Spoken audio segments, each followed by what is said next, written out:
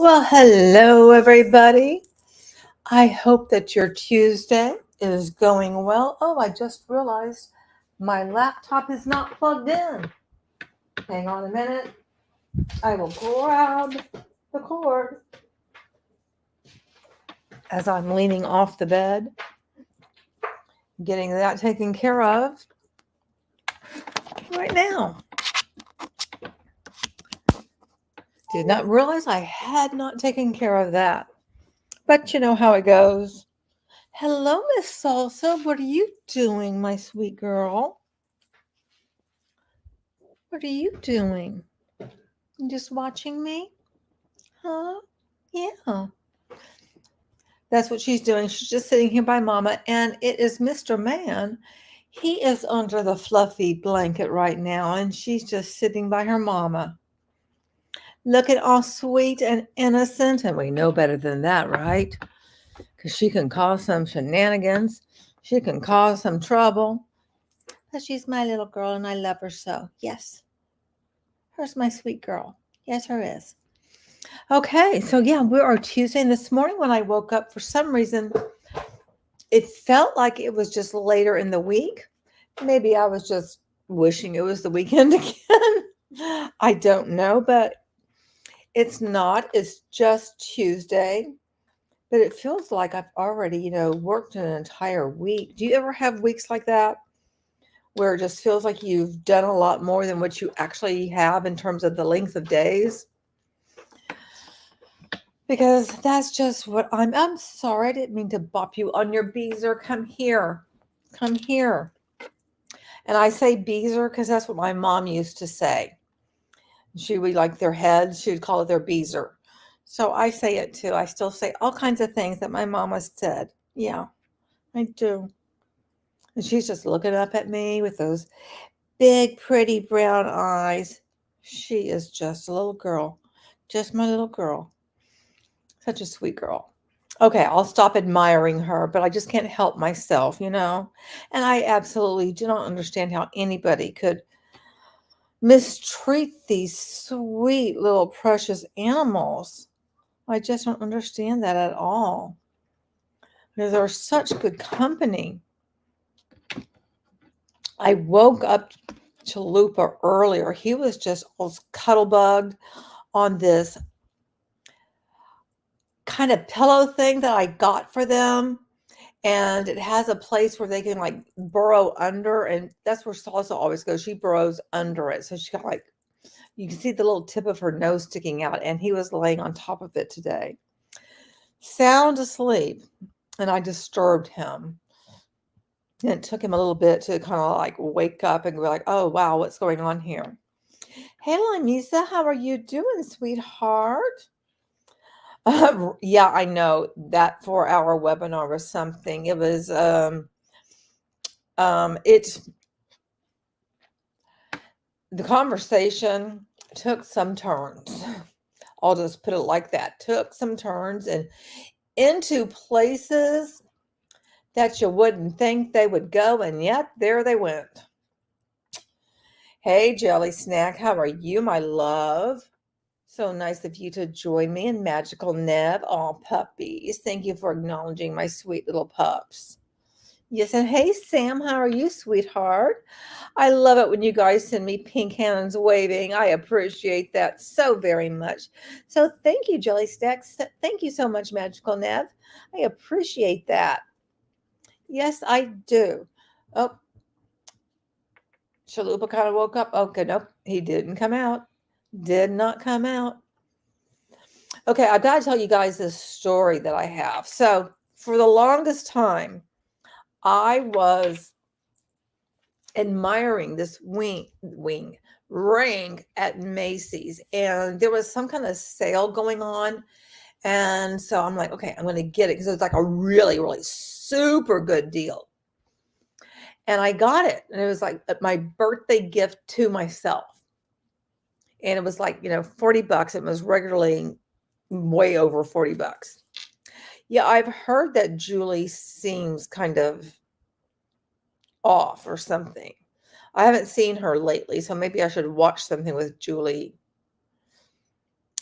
Poor Julie on the big screen. Oh, I'm gonna have to look into this. You guys are gonna have to tell me what's going on. But anyway, with this ring, so I ordered it, and I was so excited when I got it last Friday, and I put it on my hand. I'm like, okay, yeah, that works. And it's like, okay, but I'm not going to be able to wear the ring on my ring finger. I'll just put it on the middle finger, and that'll be just fine. And I did something, and then I had to wash my hands. And I looked back down on it, and there was like these stones that were supposed to be in it, and they weren't there. I'm like, are you kidding me? It's like, I can't even have this ring for 10 minutes, and it's just all dicked up. So I had to return it. So I'm very, very sad about that. No, it was not a ring bomb. It was from Macy's. And again, I mean, I had been admiring it for months, going like, I really like that. And there was a couple of them that were in the running, so to speak. But I was just so disappointed. And it was such a cute ring too. But now I'm like, I'm not going to reorder it because, did not have a good experience. And I will be writing my review and telling people don't bother, because I don't want other people to go through something and, have the same thing happen to them. But I did order another ring because I want to see, is this going to be an ongoing issue with the quality of their rings? Because I've had a problem. I ordered a couple of rings through Amazon, and the problem I had with them, are you guys familiar with James Avery jewelry by any chance? Is anybody familiar with James Avery? Because being in Texas, I grew up with James Avery jewelry. And it's a Texas thing, I know. So I don't know if it's like in any other state other than Texas. And I know you can order stuff online for them and everything. But the James Avery jewelry, those settings are pretty thick. They're very solid, very sturdy. All their jewelry is. And so when I was looking at these silver rings that were decorative, it had looked like kind of like a daisy configuration on them. I'm like, okay, that's really cute. And it looked as if it was going to be fairly thick and sturdy. And I got it, and it was like, nope, not even. Here, I'll pop in the website for you guys. And you guys know that I'm an atheist, and there's a lot of their stuff that is like Christian type jewelry, but they have other things too. And here it is. They've been around for like a really long time. And growing up, I had all kinds of charms. I had like a clown charm, heart charm. I don't remember what else, but it was popular for us girls to have a James Avery charm bracelet. So there, if you're so inclined to go look there. Also, I've been putting on my shop, because you'll see like when I'm streaming, you can go somewhere and shop, but you don't have to leave. I'm putting things now that go along with Father's Day, because, got to celebrate dad just like we celebrate mom, right? And so I've picked out some things that I think dudes would enjoy, and maybe they won't. I don't know. But if you're a dude and you're a father, you might want to look through that stuff and tell me if I'm on the money or if I'm way off. I'm just taking a guess. Got some different things like barbecue stuff, and I got some things from, I think, Brookstone, just different things. But anyway, that's for the jewelry. And, knock yourselves out looking at James Avery, because it's really nice. It's really nice jewelry. And I do recommend James Avery jewelry. In my first marriage, our wedding bands were from James Avery. Not the second one, though, which is the best one, the best marriage, because I love my hubby so very much. Okay, so today I thought we would actually look at the new guidance that the FTC put out when it comes to multi-level marketing, because for the longest time, people have taken, well, what first happened was the Costco ruling, which the FTC was really close about saying, like, yeah, we think all of this is just problematic. It's a big old pyramid scheme, and we don't like it. And then came the Amway ruling, which kind of overturned all of that. And so now this is a way to like look at that language, because guidance is like a suggestion. It's a way for companies to stay within the legal realm and to do things properly. It's not a law. The other, like FTC law, is you're breaking the law. This is just something of like the interpretation, and you should follow this so that you don't get into hot water. You're a cat daddy, but you love your dad. He was a single father at a time where that was unheard of. Plus, you were immigrants. Oh, wow. Thank you so much for sharing that, sweetie. I appreciate that so very much. James Avery was the dad in Fresh Prince. What was that, his actual name in Fresh Prince? Was it really James Avery? Wow, I never put that together. But you can look at the jewelry, because this is not the same James Avery, if that was the case with Fresh Prince. So we are going to look at this today because I think it's important. And one reason I think it's important was in the conference, there was an FTC representative there that did their presentation on this. So let me go ahead and share my screen with you good people. Okay, Salsa, are you now trying to go under the fluffy blanket too? Everybody wants to be under the fluffy blanket? Okay, I'll fix that for you. Everybody's under the fluffy blanket. So let me remove myself so you guys can see this. So it says business guidance concerning multi-level marketing. And does it give me, does it say on here a day, like when this was published? Because I honestly don't remember. I don't think it does. Okay, so I'll start reading this to you. Multi-level marketing is a diverse industry employing many different structures and methods of selling. Well, I would describe it differently, but I appreciate the tactfulness. Although there may be significant differences in how multi-level marketers sell their products or services, core consumer protection principles are applicable to every member of the industry. Commission staff offers this non-binding guidance to assist multi-level marketers in applying those core principles to their business practices. Hey, Curious, how are you doing, sweetie? And you're the catch-up crew. Whoop, whoop for you.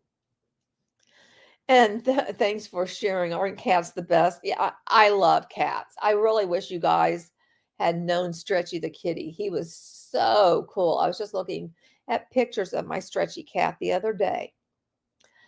Multi-level marketing and pyramid schemes. What is multi-level marketing? Generally, a multi-level marketer, MLM, distributes products or services through a network of participants. Typically, the company does not directly recruit new participants, but relies on its existing participants to recruit additional participants who, in turn, also recruit new participants. This creates multiple levels of participants organized in downlines. A participant's downline is the network of their recruits and recruits of those recruits, and so on. Sounds like endless chain recruiting to me. A participant's upline is the person who recruited them and the person who recruited their recruiter, and so on. Under Section 5 of the FTC Act, What is an MLM with an unlawful compensation structure, which is sometimes called a pyramid scheme? The most widely cited description of a pyramid scheme appears in the FTC's Coscott decision, which observed that such enterprises are characterized by the payment by participants of money to the company in return for which they receive 1, the right to sell a product, and 2, the right to receive in return for recruiting other participants into the program rewards which are unrelated to the sale of the product to ultimate users. And that has to do with the Coscott interplanetary ruling. The assessment of MLM's compensation structure is a fact-specific determination that the FTC makes after careful investigation.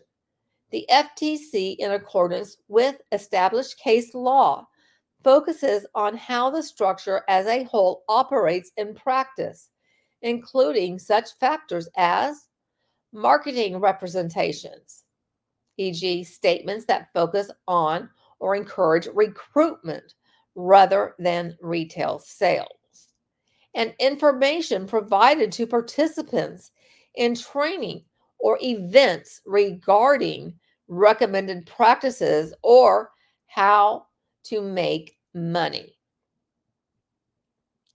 Participant experiences, e.g., testimony from participants and indicative of participant success or failure in the company, including amounts they purchased, sold, and earned, as well as the amount of additional expenses they incurred.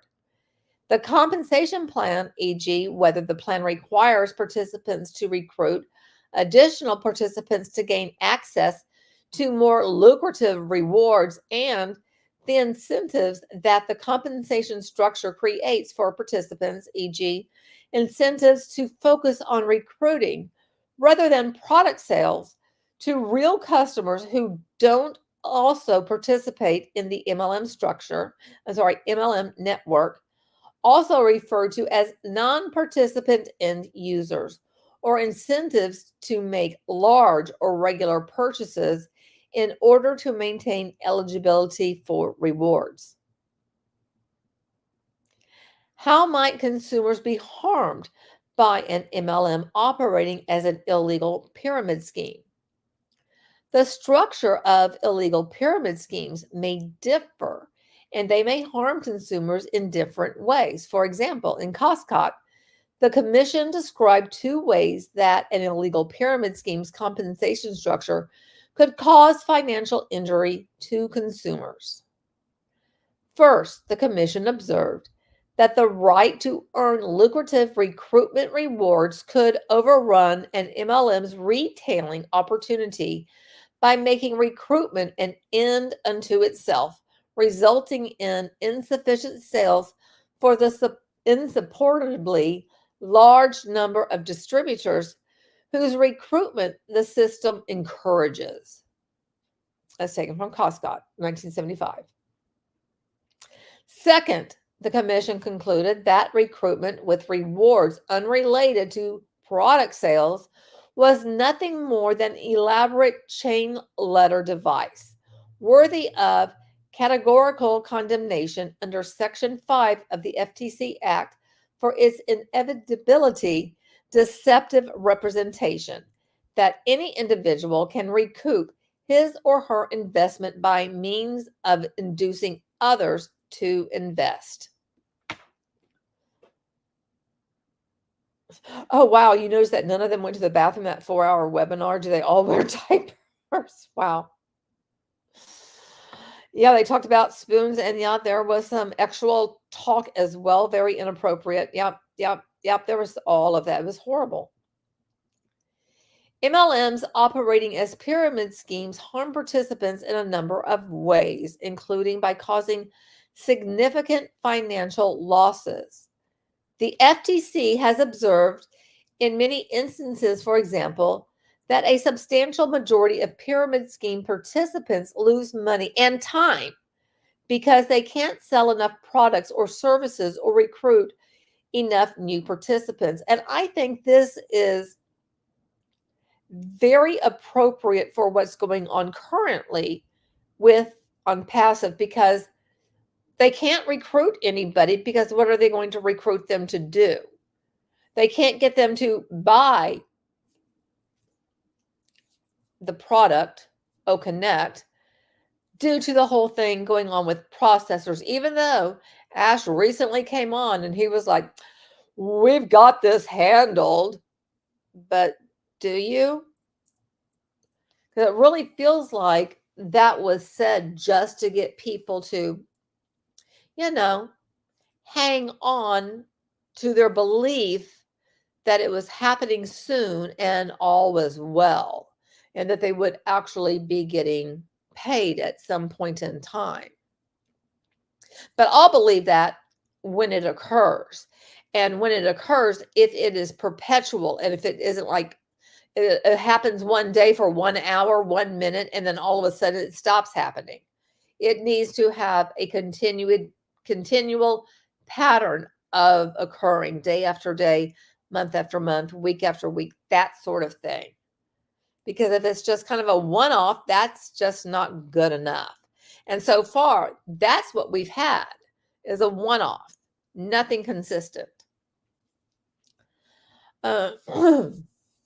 Such financial losses are inevitable due to the structure of the pyramid scheme and are not caused by a lack of effort or skill among participants. And they try to make you think that that's what it is that you're just not doing it right. There's something wrong with you. Obviously, our system is 100%.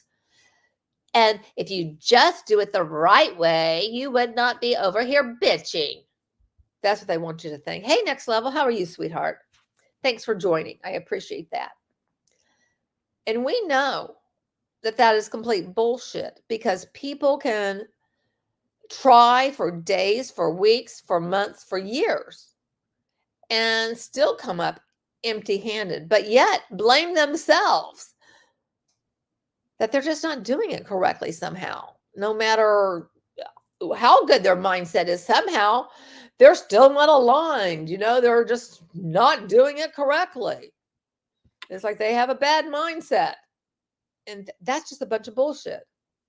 Additionally, pyramid schemes are made up of participants who themselves have invested money into the scheme and who cannot recoup that money without recruiting new participants into their downline.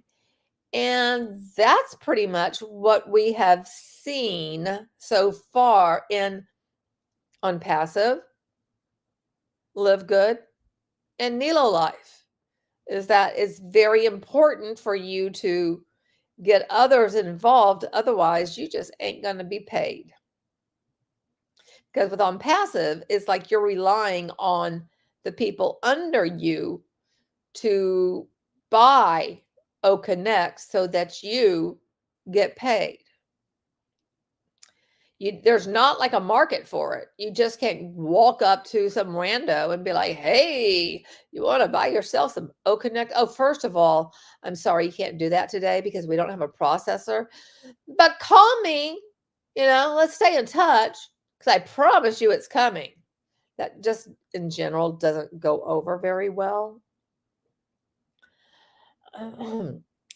As a result, pyramid scheme participants have a financial incentive to make whatever claims will attract new recruits, even if those claims mislead potential new participants. And I think that's very key, because that makes a lot of sense. Like, even when I was in Beachbody, of course, you're going to polish it up and make it sound really good, right? So that other people will join. So you recoup whatever you put into it. You want other people to basically pay you for your efforts, even if they're not going to get anything from it. And that's kind of how we are with the 3 I just recently mentioned. In addition, participants who successfully recruit their family or friends put their family or friends' financial security at risk. The consequence of being involved in a pyramid scheme can be so severe that some participants experience harm to their health or lives, lose their housing, become estranged from friends and family, or declare bankruptcy. And that is something that is happening all the time when it comes to how these things are structured. Hey there, Sherry, how are you doing? Glad to see you.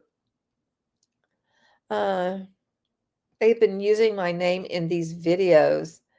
People are next leveling. Oh my gosh, are they saying that? The founders are saying next leveling? Oh my gosh. That's awful.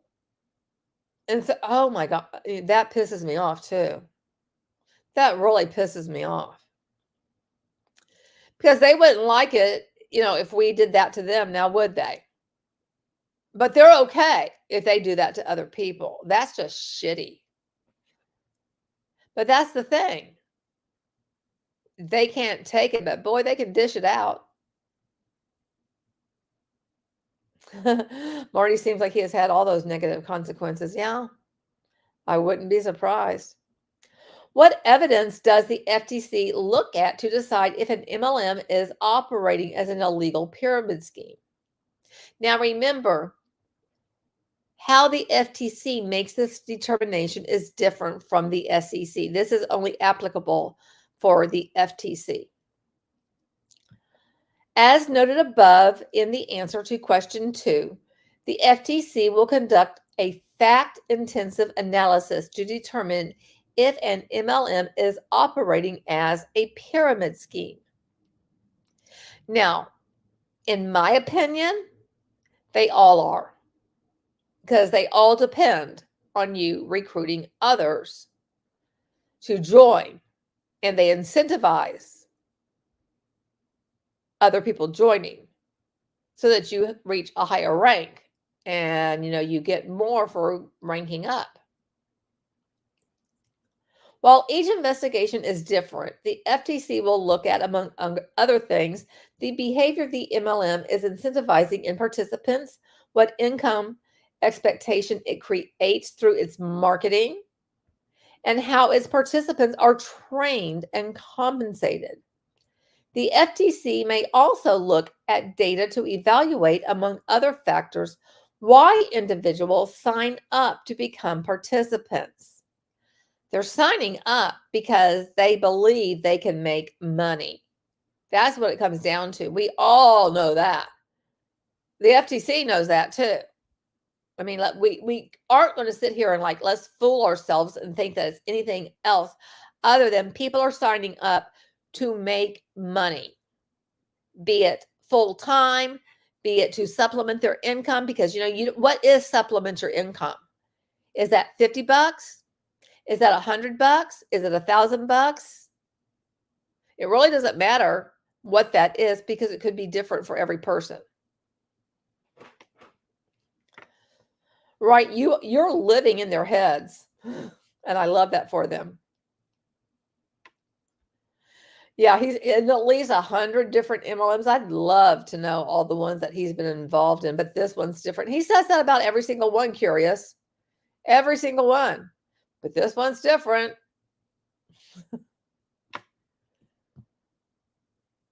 And Insolent Violet, you will send them a FU on Next Level's behalf. Thank you. That's very kind of you. Hey, Sweet Goth, how are you doing, sweetie? Glad to see you here. So incentivizing in participants, what income expectations it creates through its marketing. And I mean, that's really important, because let's not forget, at one point with ONPASSIVE, it was take $25 and turn that into over $2 million. Because we've seen that in their marketing. Let's not forget that email exchange between Ash and Michael AIM, Automatic Internet Millionaire Williams. how they talked about that. That's kind of incentivizing, you would think, you know. The FTC may also look at data to evaluate, among other factors, why individuals sign up to become participants, how participants can and in reality do make money under the MLM's compensation plan, and 3, who buys the products or services and why. These are examples only. And we can say, for the most part, I will say there will be one-offs that one of your friends or family members will just buy something to shut your ass up. You know, fine, I'll get this damn mascara. Will you shut the hell up? I'm not joining, but I'll buy this damn mascara. Fuck. They'll do something like that, you know, to shut people up. But they're not going to be necessarily repeat customers. Now, maybe you have a good friend who feels sorry for you and is like, okay, I'll just keep buying a damn product from you. And then they might have a closet filled with crap that they bought from you over the years. And they're like really sick and tired of it, but they love you. And they're like, fine, I'll just keep getting something from you if you make $2 from it. I'm never going to use this shit. And maybe they end up throwing it away. I don't know. But that happens. Anyway, again, these are examples only, but they're not far off. 5, I've heard that an MLM is not a pyramid scheme if it pays rewards primarily for retail sales to ultimate users. I've also heard that an MLM is not a pyramid scheme if a company's rewards are paid from revenue that primarily comes from retail sales to ultimate users. Which of these is the right standard? Neither is the correct legal standard.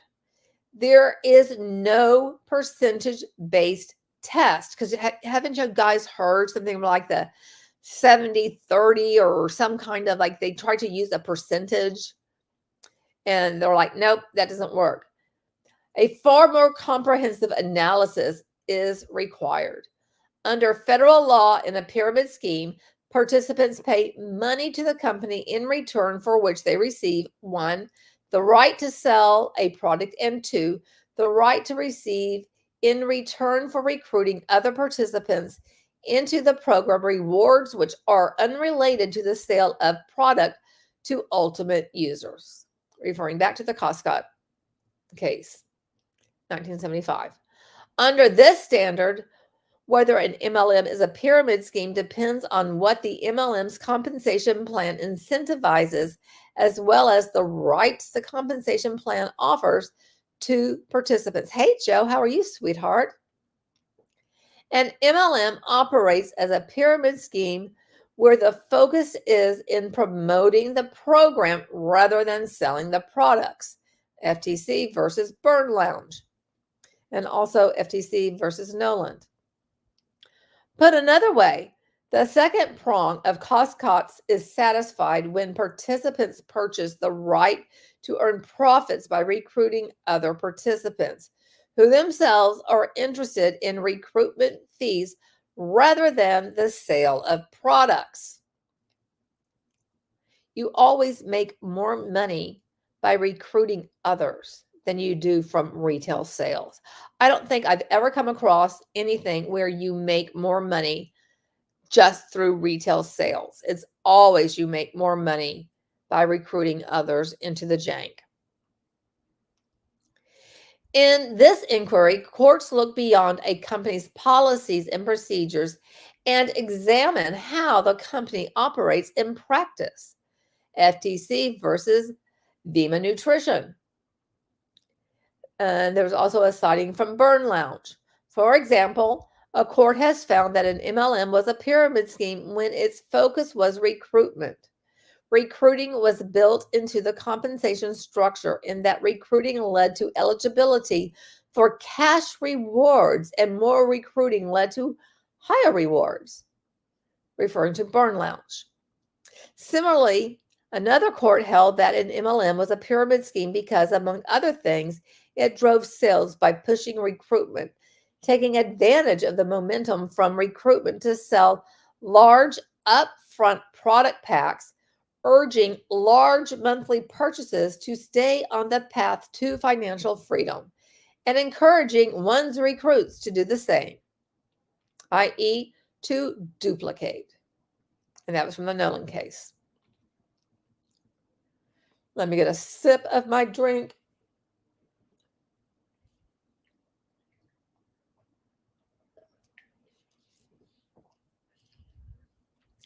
Courts will look at the structure of the organization, both on paper and in practice, to see whether recruitment, rather than selling products, is the focus of the business opportunity. See Burn Lounge, and it tells you where to see it. Under Costco, rewards need not be completely unrelated to retail sales. Indeed, even where rewards are based upon sales to consumers, a scheme which represents to all comers, that they can recoup their investment by virtue of the product sales of their recruits must end up disappointing those at the bottom who can find no recruits capable of making retail sales. Emphasis in original. Also, while purchases by participants do not per se result in a pyramid scheme, evidence that distributors purchase and consume product for the purpose of qualifying for recruitment incentives is evidence of a pyramid scheme. Referencing VEMA. Where recruiting is necessary to earn significant rewards, and the system is set up to motivate participants to earn rewards, rewards are for recruiting, citing Burn Lounge. Number 6, if an MLM sells real products or services, does that make its compensation structure lawful? No. An MLM can sell real, even high-quality products or services and still be a pyramid scheme. Similarly, having some or even many product or service sales to retail customers does not necessarily mean an MLM is not a pyramid scheme. Not having a real product or retail sale or retail customers can accentuate the harm caused by a pyramid scheme, but an MLM can be a pyramid scheme and harm consumers even if it has real products or many actual retail customers. If rewards in an MLM's compensation plan are only triggered by the sale of products or services by a participant or their downline, does that mean the MLM is not a pyramid scheme? No. There is no safe harbor under the FTC Act for such a compensation plan. To determine whether an MLM business is a pyramid, a court must look at both how the MLM business operates in practice and the incentives built into the compensation structure. Citing Burn Lounge. An MLM can be a pyramid scheme even if it offers rewards based on retailing. And there's a reference to Costco, does not require that the rewards be completely unrelated to the sale of products. The relevant test under Costco is whether the compensation structure as a whole gives participants the right to rewards for activity that is unrelated to the sale of product or service to ultimate users, even if rewards are paid out in connection with reported retail sales. And they're referencing to Costco again. Indeed, even when rewards are based upon sales to consumers, a scheme which represents indiscriminately to all comers that they can recoup their investments by virtue of the product sales of their recruits must end up disappointing those at the bottom who can find no recruits capable of making retail sales. There we are with that endless chain thing. Right? That's what they say, Jelly Snack. Passive isn't an MLM because we say so. Under this standard, if a compensation plan requires a participant to recruit a certain number of participants or have multiple levels of recruits to be eligible for significant compensation, then in practice, the plan likely will incentivize recruiting, even if the plan also imposes a requirement that compensation can be awarded only when a participant or their downline makes a sale or purchase. Participants will be incentivized to focus on recruitment to build a large downline with the hope that someone in their downline will sell or buy products. Doesn't that sound an awful like what has gone on with ONPASSIVE in terms of all those people who pre-built their teams because they just know some of them will actually purchase OConnect or did purchase OConnect and therefore they got paid? That's what it kind of reminds me of. What do you guys think? Oh, wow. Abysmal, idiotic, misfit, aim. That's a good one, Insolent Violet. I like that.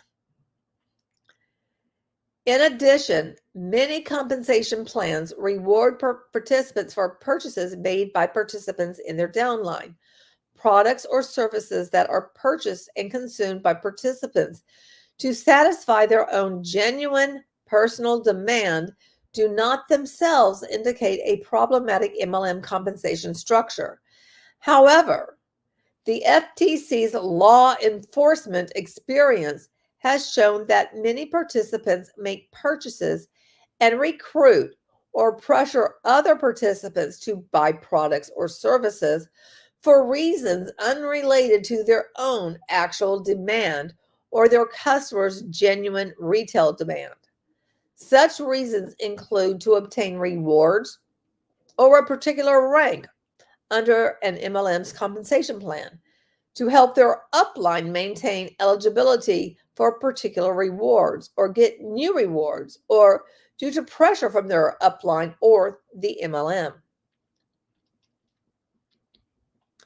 For example, in its prior investigations, commission staff has observed MLMs where upline participants were often paid rewards for product purchases made by downline participants without regard for whether the product involved was consumed. Retailed profitability, retailed at a loss, given away, or discarded. Commission staff has seen MLMs that permit participants to meet mandatory targets to qualify for particular compensation via participant purchases alone.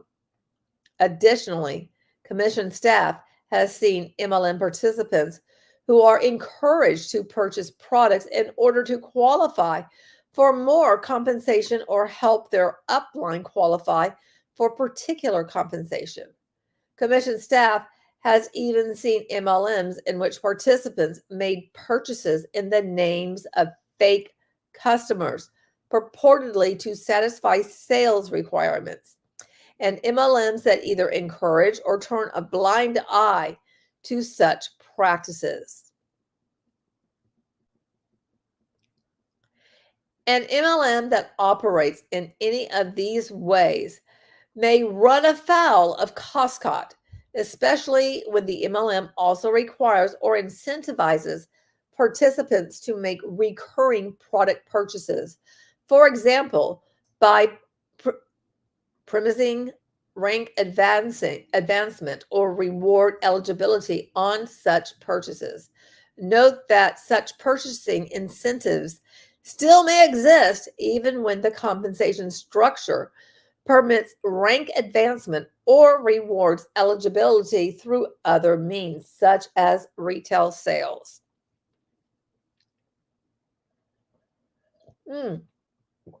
Thank you, Excellent Violet, for the gentle reminder to like the stream. Thank you very much. Number 8, how does the FTC treat purchases made by participants in determining if an MLM is operating as a pyramid scheme? This issue, like all issues concerning the evaluation of an MLM's compensation structure, is fact-specific.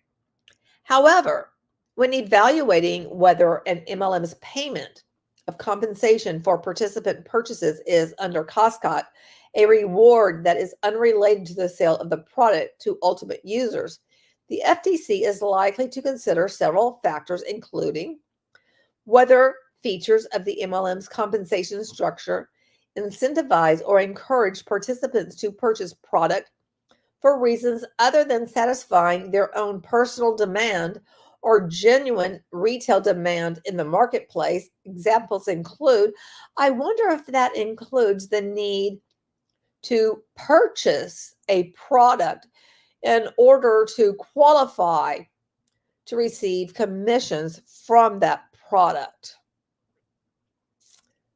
If you know what I mean, if you're picking up what I'm throwing down right there. MLMs that require participants to meet monthly or quarterly purchase quotas to maintain their eligibility for a particular compensation rank or bonus and allow participants to purchase to count towards meeting those quotas. In the Commission's experience, these MLMs are likely incentivizing inventory loading.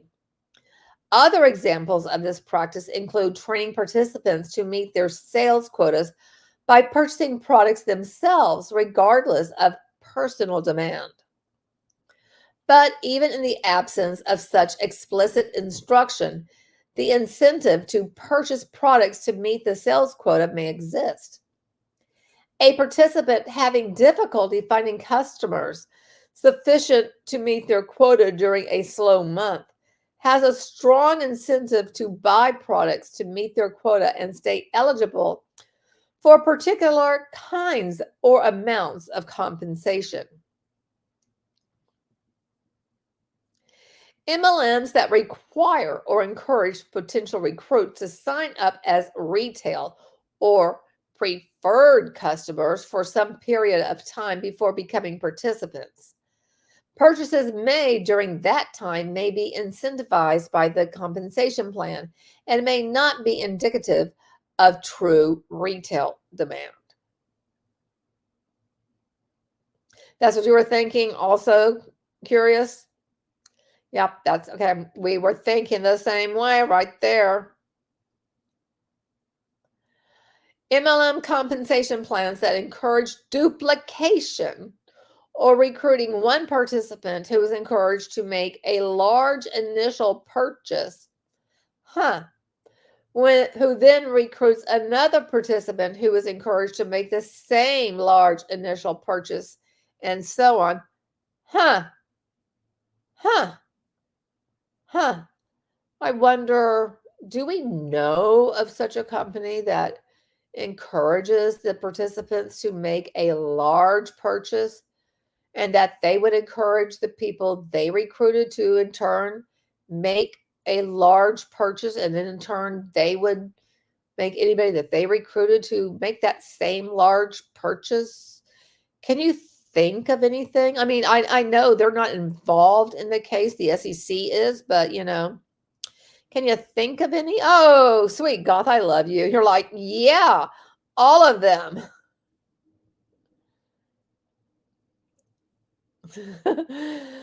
Sam says, in all honesty, I don't remember the screen name, but it definitely included 420.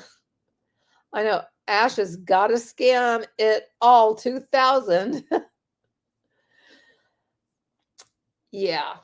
So, I mean, none of them are encouraging like real retail demand. There's not real retail demand. I mean, where is there retail demand for Shakeology outside of people who join Body? There's not. There just isn't. They like to pretend that there is. All of them like to pretend that there is. And that's where they did like that whole preferred customer bullshit. Those people are not actually interested in the product. Whether participants are ever encouraged by the company or other participants to purchase products for reasons other than true retail demand or to falsely attest that personal purchases represents sales to family members, friends, or other purported end users, and whether particular purchases by participants were made for reasons other than to satisfy personal or retail demand. Yeah, for personal is your personal volume. That's why you make the purchase, is your personal volume. That's a requirement. The persuasiveness of this information in any particular case will depend on its reliability. Number 9. What types of evidence suggest participants are not buying product due to genuine personal or retail demand? The FTC's case against Burn Lounge provides an example. Burn Lounge argued that its participants bought product packages consisting of sales websites and music-related merchandise because they wanted to use the merchandise. However, when a court ordered Burn Lounge to untie its product packages from the business opportunity, monthly sales of these packages plummeted by almost 98%. This demonstrated that most packages had been bought in pursuit of the opportunity to earn income rather than due to genuine personal demand. At most, such demand was responsible for only a small minority of package sales. And the court found Burn Lounge used an unfair or deceptive compensation structure. Similarly, in Advocare, the commission alleged that participants had to meet minimum purchase requirements each pay period to earn income. And that's with all of them. It again goes back to the personal volume that you're required to have. Each pay period to earn income, qualify for bonuses, and maintain their compensation level. Even in typically slower retail sales months, such as January, coming right after the holidays, the business still required participants to meet the same purchase thresholds each pay period or lose their compensation level and bonus eligibility.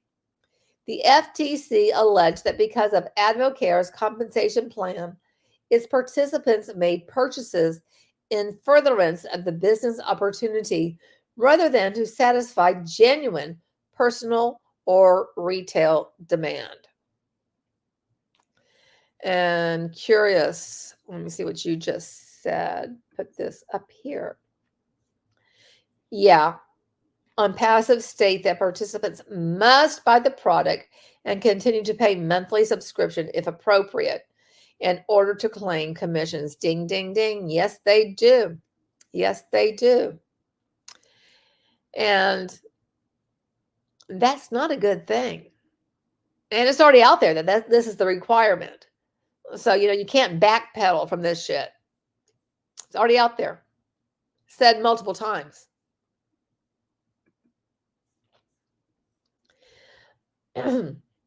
These are examples only. As noted above, the FTC will conduct a fact-intensive analysis to determine if an MLM is operating as a pyramid scheme. Exactly. Sweet God, got to be a product of the product. That's such bullshit. What is inventory loading? Do MLM buyback provisions protect participants from losses due to inventory loading? Inventory loading refers to product or service purchases made so that a participant in the MLM can qualify for compensation, including payments, rewards, promotions, and discounts, receive increased compensation, or otherwise advance in the marketing program rather than to satisfy genuine personal or retail demand. For example, participants may buy product to meet certain volume thresholds or to satisfy requests from their uplines.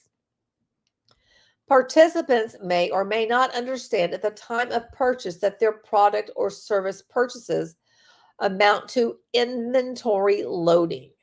They may be responding to various arguments MLMs and other participants use to motivate purchasing, such as It's not risky to purchase extra because the product is easy to sell.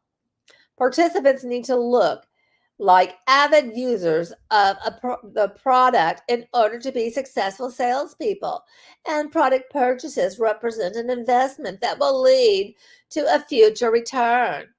Whatever the argument, participants can find themselves with financial losses when forced or encouraged to buy product or services that they neither want for personal use nor can sell for profit. Can you say, oh, connect? Right, Shakeology. Yep, that would be one. Buyback provisions, which allows participants to return unsold product to the MLM for a refund, can benefit participants but do not shield an unlawful pyramid scheme from law enforcement. As a general matter, money back guarantees and refunds are not defenses for violations of the FTC Act. Specifically, a refund policy is not a defense for marketing an unlawful MLM compensation structure or for making deceptive income or lifestyle claims, as consumers may still be harmed even with a refund policy. Even where a buyback provision is offered, policy surrounding its implementation may dissuade or prevent dissatisfied participants from seeking a refund. For example, participants may be unaware of their right to a refund. The refund process may be too complicated or difficult to navigate. Upline recruiters may pressure recruits to not seek refunds because doing so may hurt the upline status or compensation. The refund policy may be limited based on factors such as age or condition of the product, or obtaining a refund may require quitting the opportunity entirely. Also, if the conditions and incentives related to obtaining a refund under the buyback program are not apparent to participants, as FTC staff has seen in certain instances, the buyback provision may increase consumer harm. For example, consumers may be misled into believing that the buyback program makes the opportunity risk-free and purchase more products, increasing their overall losses. In addition, buyback provisions do not protect against harm from various other potentially quite substantial business expenses, such as travel for conferences, tools or services, and training. They also do not compensate a participant for all the time spent pursuing the income opportunity. Why would you return the product? Sell it at a flea market? Yep. The Salvation Army would not accept Connect. Yep, they wouldn't. Number 11, does the FTC Act require MLMs to retain sales receipts? No, there is no such requirement. However, as discussed above, to comply with the FTC Act, an MLM's compensation structure must pay compensation for sales to ultimate users, among other requirements. Thus, receipts documenting actual sales to real customers who don't participate in the MLM network would provide relevant but not dispositive evidence concerning an MLM's legality. There is no single method for creating and retaining such documentation. Different MLMs use a variety of approaches to show that their product or service is sold to retail customers, including collecting retail sales receipts created by participants, having retail customers buy product directly from the company rather than from a participant's inventory, and having product users sign up with the company as customers who are not participating in the business opportunity. The most credible documentation is obtained through direct methods and used to verify that retail sales are made to real customers. Documentation obtained through indirect methods like participant attestations or checkboxes is likely to be persuasive with unsupported assertions being even less persuasive. 12. My MLM has many retail customers who do not participate in the business opportunity, and the vast majority of revenue comes from those customers. Sorry, I had to switch my voice up there. Does that mean my MLM is not a pyramid scheme? Having retail customers, or even many retail customers, is not a safe harbor.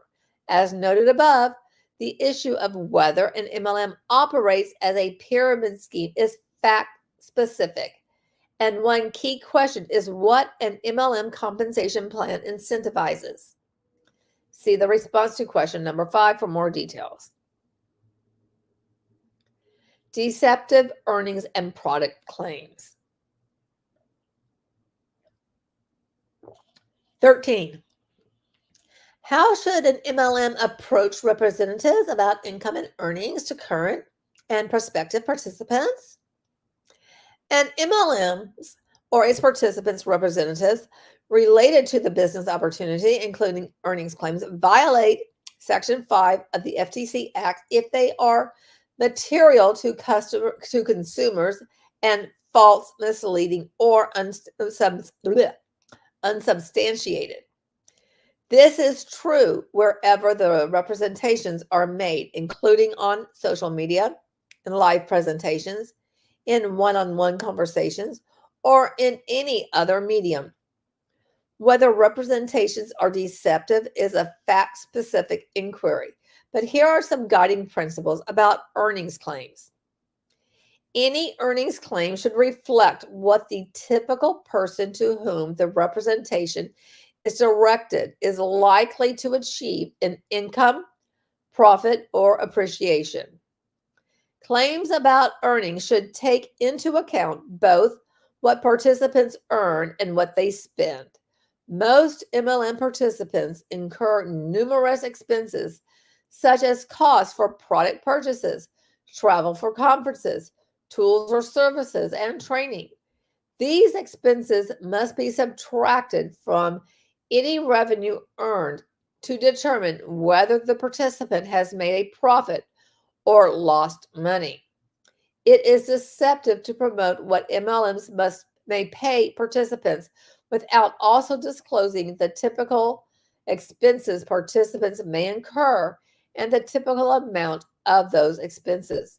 For example, should expenses nullify income for many participants, a claim that participants are likely to earn any money would likely leave a net impression that is deceptive. An MLM or participant making claims about MLM income must have a reasonable basis for the claims disseminated to current or prospective participants about the business opportunity at the time it makes the claims. A reasonable basis means reliable, empirical evidence that supports the claim, not subjective beliefs or personal anecdotes. It is deceptive to make claims without appropriate supporting evidence. Maybe Mike Ellis needs to be aware of that because he certainly likes to inflate numbers. No aspect of earnings claims should be misleading. For example, claims about making money while working on a limited number of hours are deceptive if they do not represent what participants generally experience in terms of money earned or time worked. Truthful testimonials from MLM participants who earn large amounts of money or career level income likely will be interpreted as representing that their experience is representative of what others should expect to receive. Given the reality of MLM participant experiences, such a testimonial is atypical and not representative of what most MLM participants will achieve. Presenting atypical earnings to consumers considering an income opportunity is likely to generate a deceptive impression. At a minimum, avoiding deception requires a clear, prominent, and unavoidable presentation of the typical participant's revenue and expenses, all of which must be substantiated. A result not typical, results are not guaranteed, or similar disclosure is not enough. And how often have we seen that? Moreover, to be clear and conspicuous, the disclosure must be prominent, worded in a way consumers understand, placed where consumers are likely to look immediately next to the claim it disclaims, and not easily missed. These principles apply to the disclosures in all multimedia ads, including claims in video and audio ads. In addition, disclosures that include information inconsistent with or contradictory to what is otherwise said in an advertisement are not effective. Disclosures need to be both understandable and unambiguous to be effective. Disclosures that are an integral part of a claim or inseparable from it should not be communicated through a hyperlink or mouse over. Many consumers may not click on hyperlinks or read information in mouse overs or that is available after clicking a hyperlink. They might immediately close the mouse over, move to the next page in pursuit of completing their intended task, or not associate information available in the hyperlink window with a claim or product they haven't encountered yet. Instead, disclosures should be unavoidable. They should be placed immediately next to the claim and be sufficiently prominent so that the claim and the disclosure are read at the same time without referring the consumer somewhere else to obtain this important information.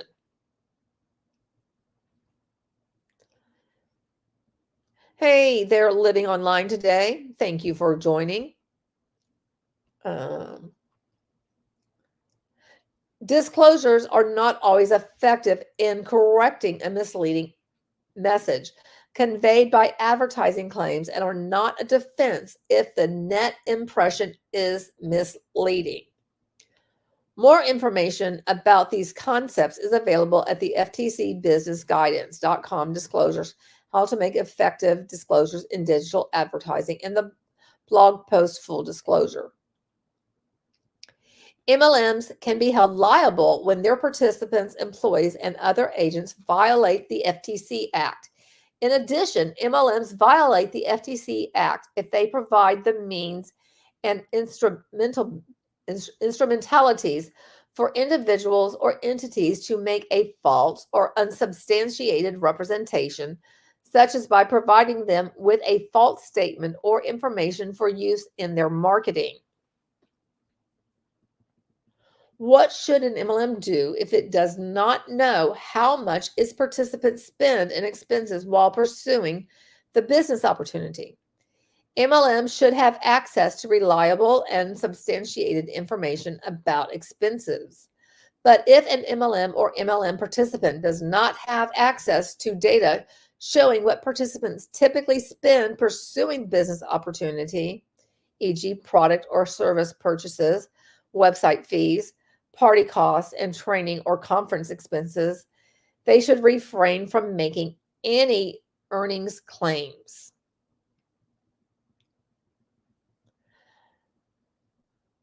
Right, Mike's numbers are very conservative, as if.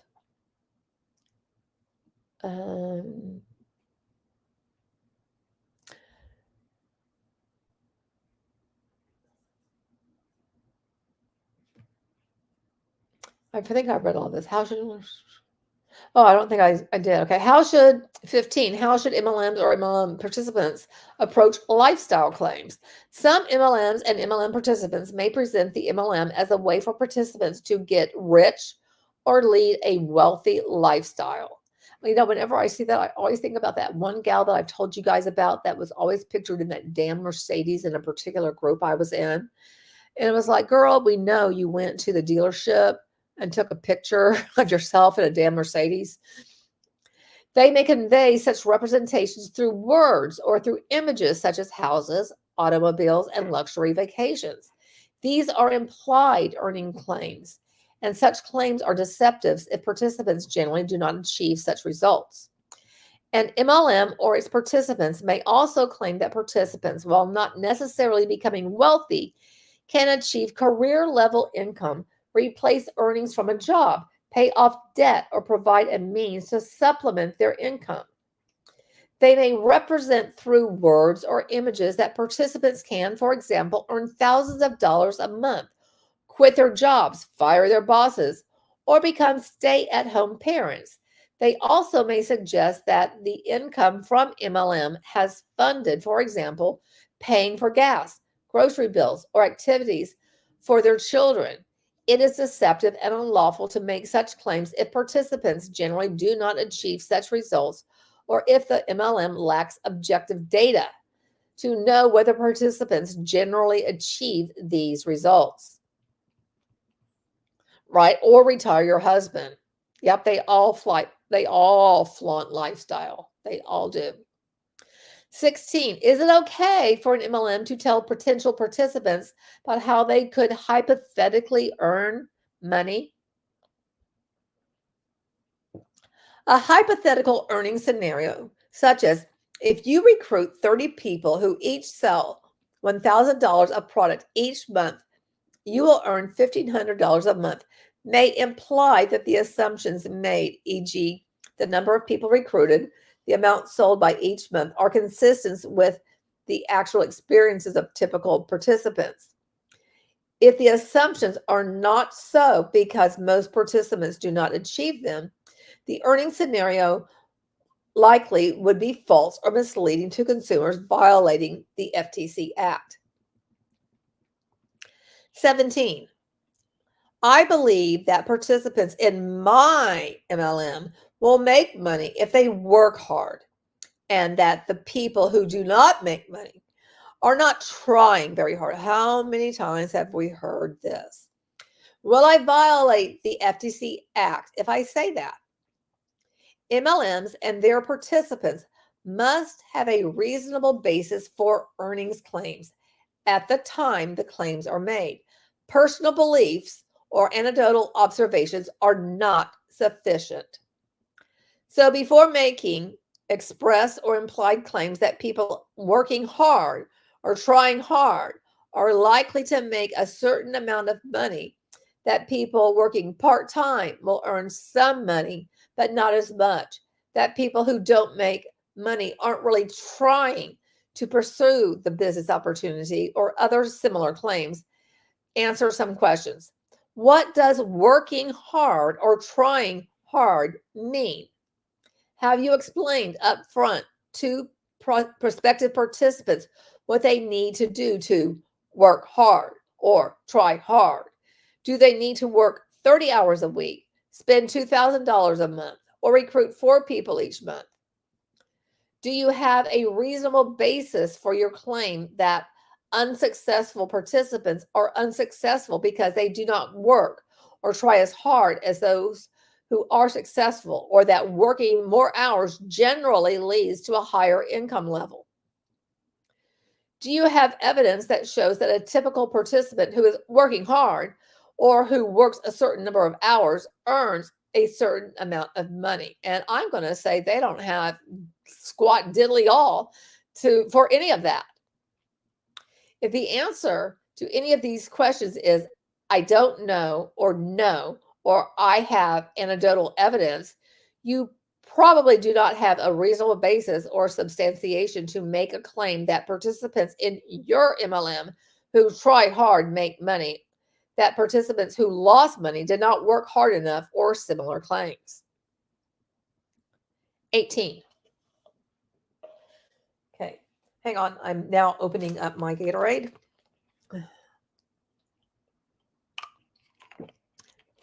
And I took a sip of that. 18. Participants in my MLM want to tell potential recruits about the things they were able to buy after joining the MLM. Can they talk about their personal experiences? If participants generally do not achieve such results, these representations likely would be false or misleading to current or prospective participants. The MLM and its participants must have a reasonable basis for any claims they make based on their personal experience, including lifestyle claims, before they make those claims. A reasonable basis means reliable, empirical evidence demonstrating that the typical person in the group they're making the representation to is likely to realize in income, profit, or appreciation an amount equal to or greater than that conveyed by the earnings or lifestyle claim. If the MLM or participant does not have a reasonable basis to know what the typical person in the group is likely to achieve in earnings, they should not make any earnings claims, including lifestyle claims. If the MLM or participant does have a reasonable basis to know what the typical person in the group is likely to achieve in earnings, then the MLM or participant has to consider if the earnings they want to promote are typical or atypical. If they are typical, the earnings claims is likely acceptable. If they are atypical, then discussion of those atypical earnings must be accompanied at a minimum by a clear, prominent, and unavoidable presentation of the typical participant's revenue and expenses. The MLM or participant always must ensure the claim is not deceptive.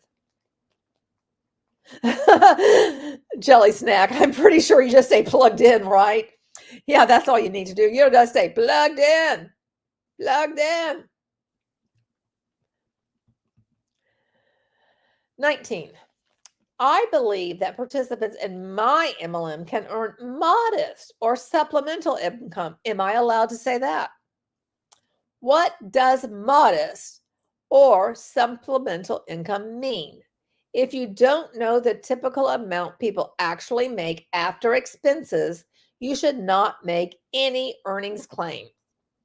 Even if an MLM does know this figure before making any claim of modest or supplemental income, it should establish what the phrase means to reasonable consumers. It must then look to whether the MLM has a reasonable basis to know that its participants generally earn at least this amount after taking into account typical expenses.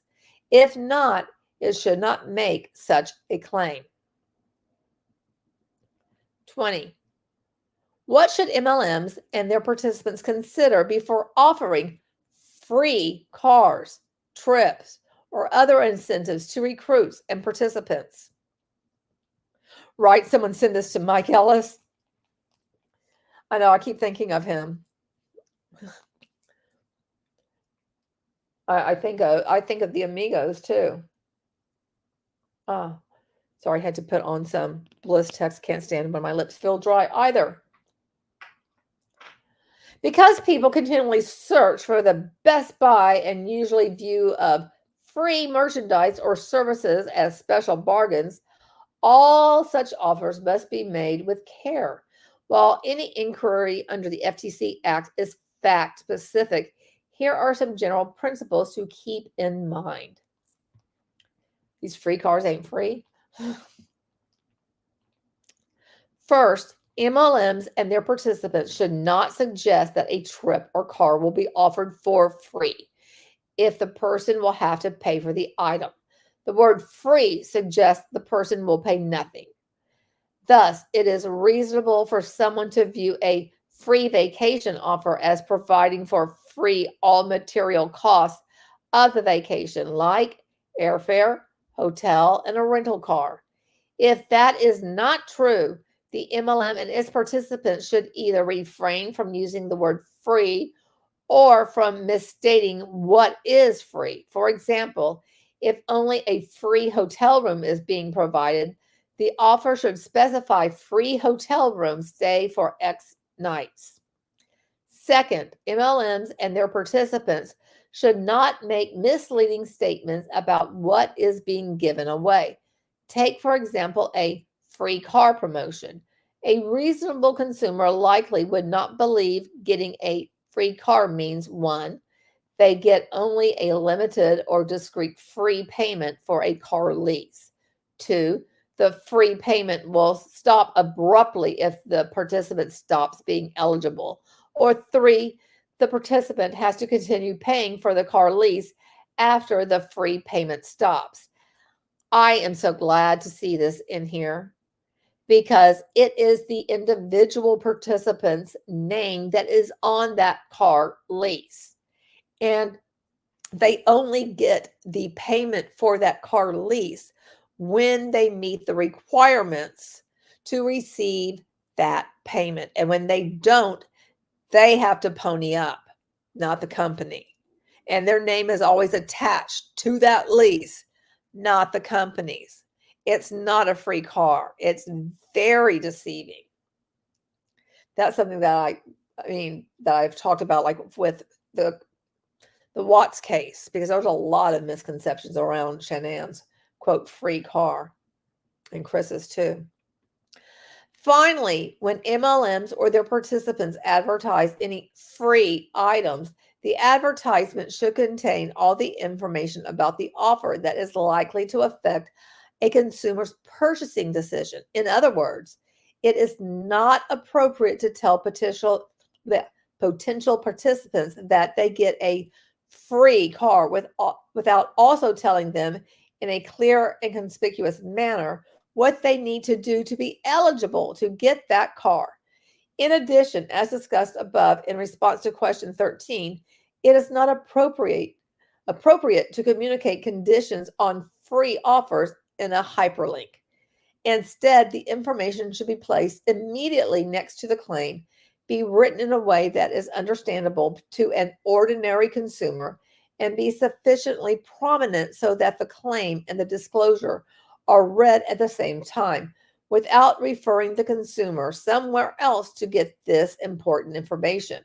More information about these concepts is available in the FTC businessguidance.com disclosures, how to make effective disclosures in digital advertising, and in the blog post full disclosure. 21. Some MLMs have reportedly told participants not to mention that they are promoting an MLM or the name of the MLM. Is that legal? Oh my gosh, how many times have you seen somebody say, oh, I'll DM you. Like they don't say anything about what the product is or at all. You know, like they were talking about like some great coffee. They will not tell you it's organic gold. They'll just like, oh, I'll get in touch. I'll send you a message. And then here it comes, you know. And that's such bullshit. Or the product will be in a picture, except for it's turned the wrong way, so you can't see the name of it. So then you have to ask about it. They'll get back to you in a DM. You know, they're not going to state it right there for the public to see. Heavens no. 21. Some MLMs. Okay, I've already said that. MLMs and their participants should be candid and upfront with potential recruits about the type of opportunity being offered and the name of the company offering the opportunity. The commission has said it is manifestly unfair and deceptive to cause persons to invest time, energy, and money and go through an appointment and interview before learning such basic and threshold information as the nature of the position being offered. So there's referring to the case with the Encyclopedia Britannica and also FTC versus Think Achievement Corp. Hey, Gogo, how are you doing? All very common sense. So glad they're addressed all of them as to what effect they have. Yeah, I am too. I absolutely agree with this. If influencers have to disclose their products and sponsors, then so should MLMs in their posts. Yep, I absolutely agree. They should too. And this jank has been going on far too long.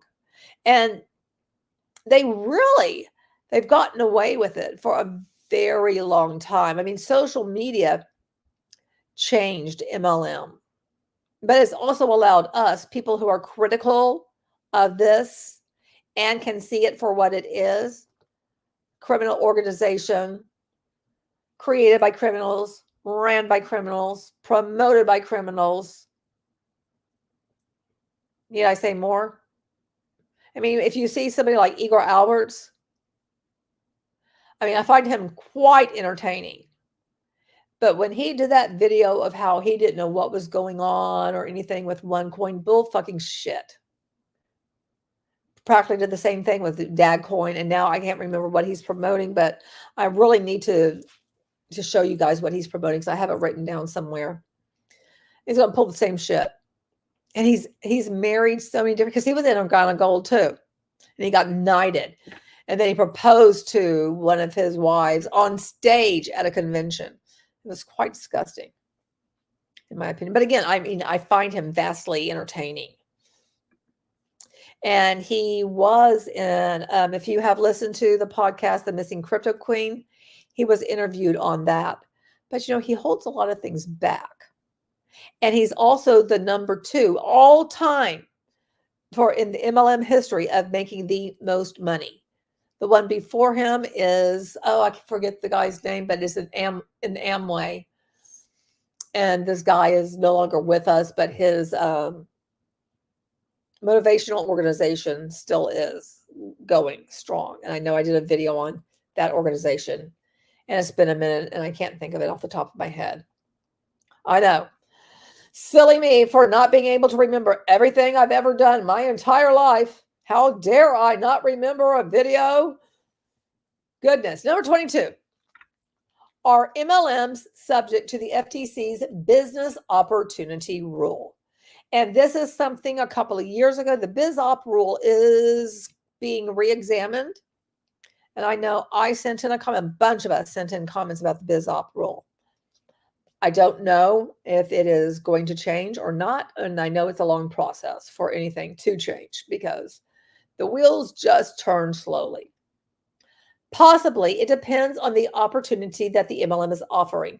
As stated in the Business Opportunity Rules Statement of Basis and Purpose, the Commission crafted the current rule to avoid broadly sweeping in MLMs.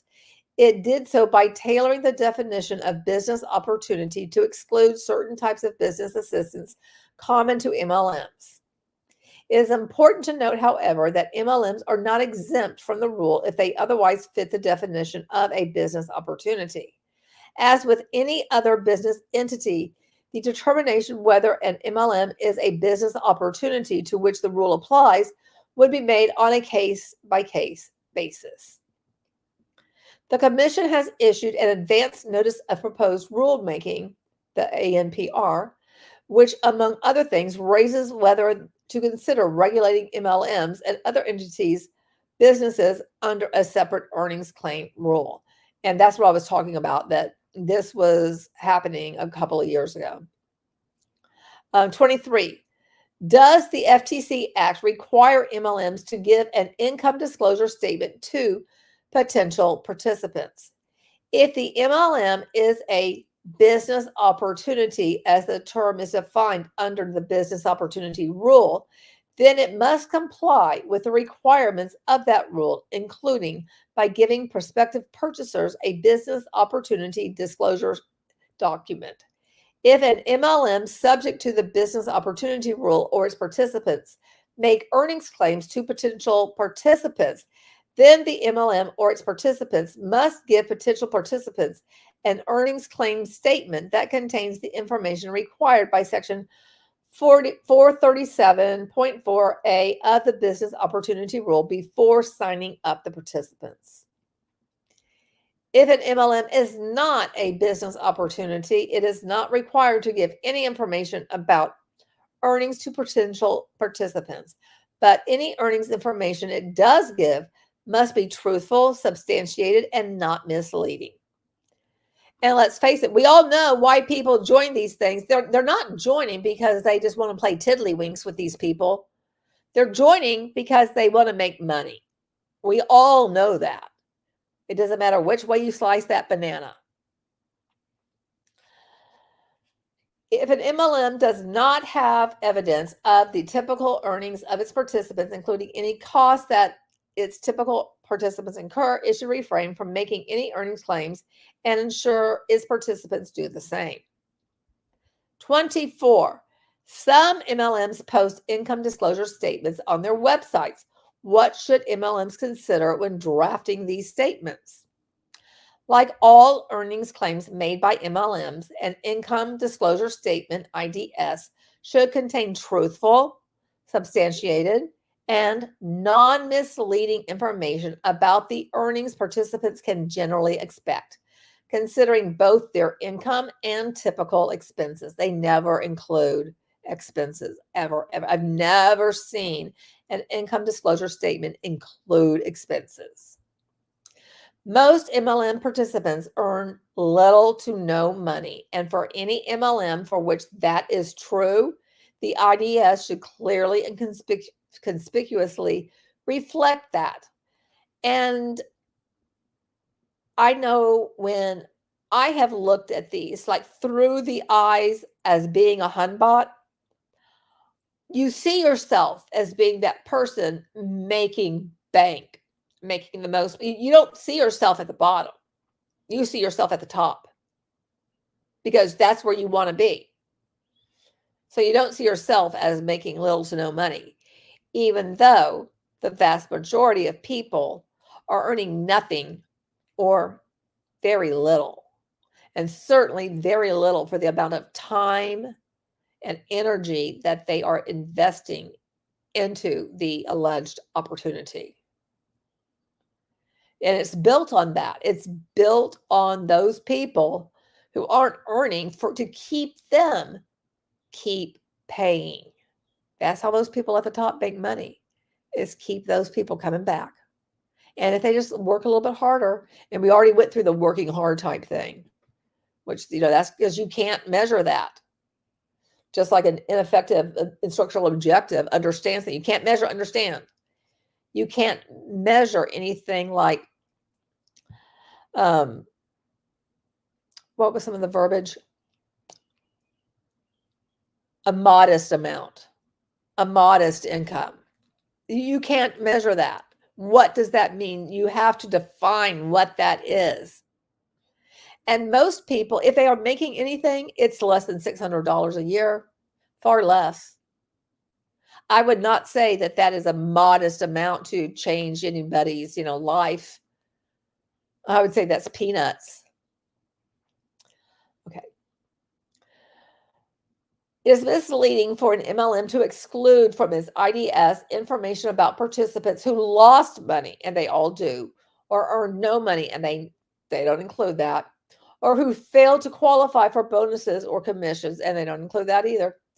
It also is misleading for an MLM to discuss only the earnings of active participants, and that's what they do. They only discuss active participants, and those active participants are the ones who are buying whatever month after month, because you have to be active and you have to have a certain volume, and they exclude anybody who is not doing that. And that gives a very skewed look at the results. While excluding participants who the MLM considers inactive because they didn't get any compensation or qualify for a certain type of compensation during a particular time period. In the FTC's enforcement experience, many MLM participants that MLMs might consider inactive try hard to succeed at the business but fail to earn any money from the MLM or to qualify for certain types of compensation. Omitting the earnings and losses of such participants paints a misleading picture of what participants can generally expect to earn. Participants should not be omitted from earning statistics unless the MLM has evidence that they have affirmatively opted out of the income earning opportunity, not merely failed to qualify for it, or not merely exercise an inventory buyback program. Exactly. Magical Neb, you are so right. They absolutely do whatever they can to make the numbers look better. And it's all deceitful. All of it is deceitful. And that's what they do. Hello, is it Prem Singh? Hello, welcome, and thank you very much for the pink hand waving. And Scam Chan, nice to see you, sweetie. Recruiting broken people into your dream is a real plan of action. And that's exactly what they do. Yep. Thank you very much for your comment. Other considerations to keep in mind when drafting an IDS include the IDS should not misrepresent participant earnings, including by annualizing or projecting income that was not actually earned by a participant in the time period the IDS covers. For example, in its compliant in Advocare, the FTC alleged that Advocare misrepresented participants' annual average income. According to the complaint, when calculating a participant's annual income, if a participant worked 1 year, 24 pay periods, but only earned one paycheck for $100, Advocare multiplied the single $100 check by 24 pay periods to calculate the participant's annual average income as $2,400. Wow, that's misleading. The FTC alleged that Advocare's IDS, therefore, was deceptive in its portrayal of participant income. The IDS should cover a reasonable and appropriate time period. The IDS should clearly and prominently explain what data is contained in the document. For example, MLM should steer clear of using terms such as income and earnings to describe the IDS. If the document does not describe net income or total income following payment of expenses, excludes certain type of income, or only summarizes prominently the earnings of a limited subgroup of participants. The IDS should not state that a percentage of participants earned zero if those participants actually spent more pursuing the business opportunity than they received from the MLM in compensation, i.e., if any participants actually lost money, that should be reflected on an MLM's IDS. An IDS that highlights the earnings of a small percentage of MLM participants who make significant income is deceptive, where many participants in a particular MLM make significantly less money, lose money, or make nothing. The IDS should not state or imply that working hard or working for a certain period of time will lead to someone earning a particular amount of income or achieving a particular rank unless that result is in fact typical for everyone who works that amount or that period of time. For example, an MLM should not say or imply that it takes 4 years for someone to reach a particular rank, unless that result is typical for everyone who works 4 years. Yeah, most of them do lose more than they earn. Absolutely. Absolutely. Finally, all material information in the IDS should be clear and conspicuous. Information should not be buried in legalese, small text, or long paragraphs. Additional considerations include the prominence of the material information in the IDS, whether it is unavoidable, whether other parts of the IDS distract attention from the material information, whether the information is repeated at different places, whether the material information appears for a sufficient duration, and whether the language of the information is understandable to the intended audience. Number 25, can the FTC seek civil penalties for MLMs that make deceptive earnings claims? Under certain circumstances, yes. For example, the FTC has determined in litigated administrative decisions in which final cease and desist orders were issued that it is an unfair or deceptive practice to make deceptive representations concerning the profits or earnings that may be anticipated by a participant in a money-making opportunity. Under 15 U.S.C.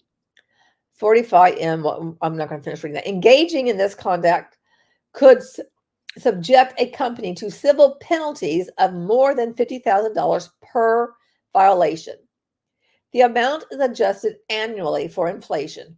For more information, see the FTC's Notice of Penalty Offenses Concerning Money-Making Opportunities and the Notice of Penalty Offenses Concerning Deceptive or Unfair Conduct around endorsements and testimonials. Pursuant to the Business Opportunity Rule, the FTC may also seek civil penalties from MLMs that qualify as a business opportunity under the rule for making deceptive earnings claims. 26. What should MLMs consider before making product claims, including claims that products can provide health benefits or help consumers lose weight?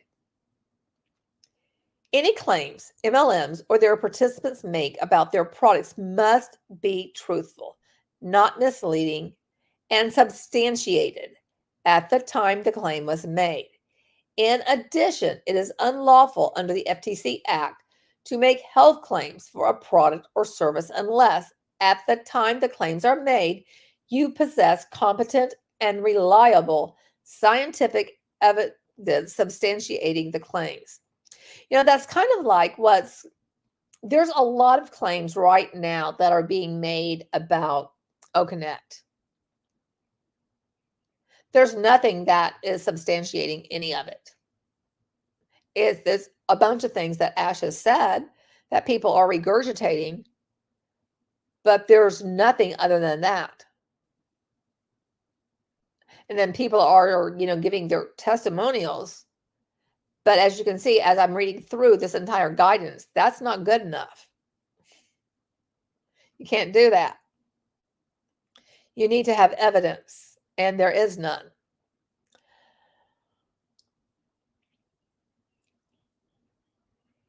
Although the determination of whether representations are deceptive is a fact-specific inquiry, below are some guiding principles. Advertisers must make sure that whatever they say expressly in an ad is accurate. Often, however, an ad conveys other claims beyond those expressly stated. Under FTC law, an advertiser is equally responsible for the accuracy of claims implied by the ad. Advertisers' implied and express claims must comply with the law. Advertisers must consider whether what they say or convey in an ad is accurate, considering the overall impression created by the text, images, and graphics in the ad, or maybe the songs. An ad can also be deceptive because of what it fails to say. Advertisers must disclose information if it is material in light of representations made or suggested by the ad, or material considering how consumers would customarily use the product. For example, advertisers should disclose any significant limitations on an advertised health benefit.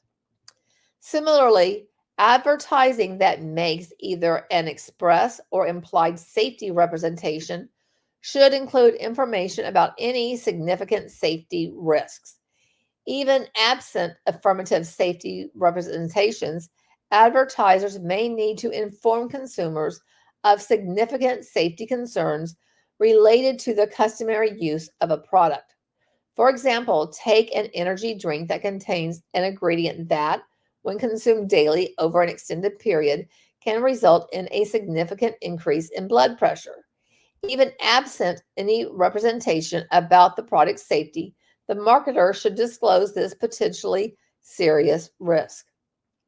If an ad would be misleading without certain qualifying information, that information must be disclosed clearly and conspicuously so that it is accurately noticed and understood by consumers.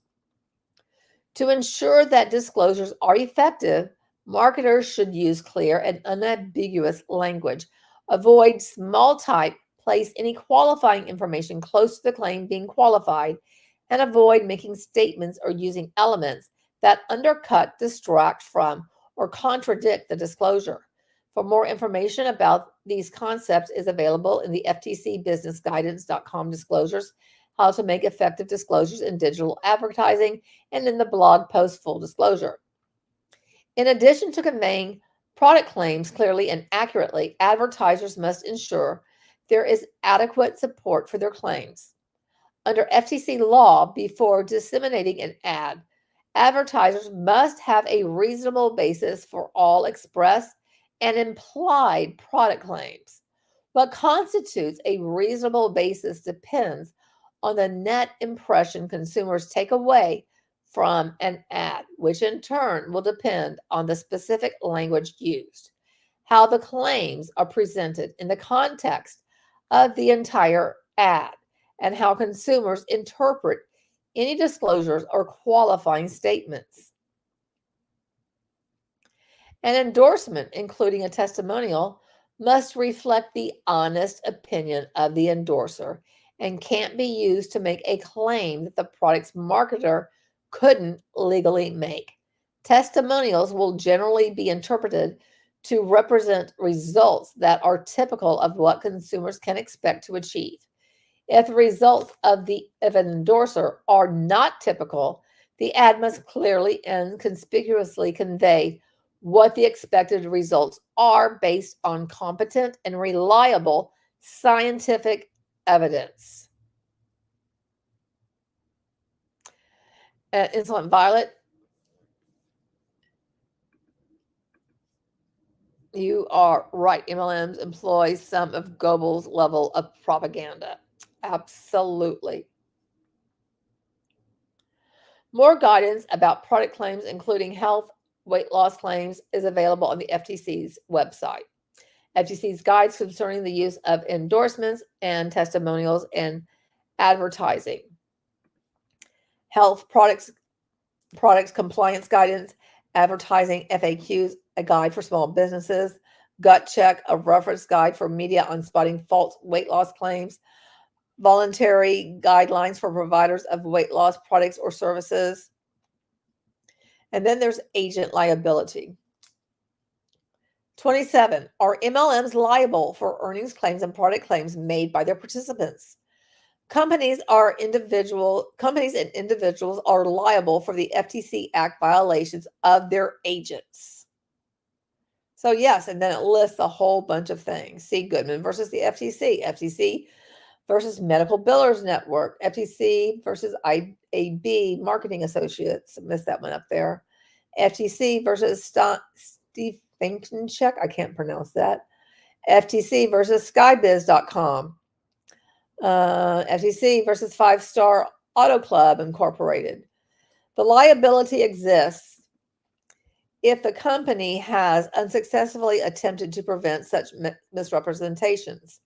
See 5-Star Auto.